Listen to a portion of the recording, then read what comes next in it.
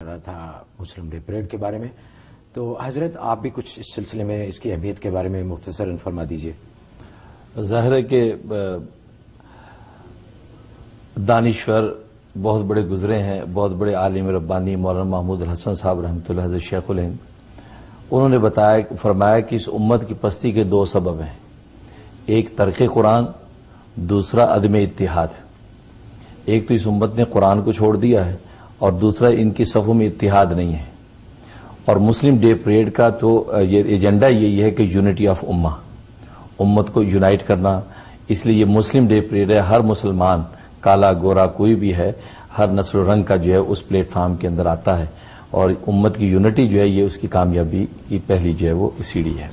اور آج اس امت کی سب سے بڑی جو ہے پرائرٹی وہ یونٹی ہے۔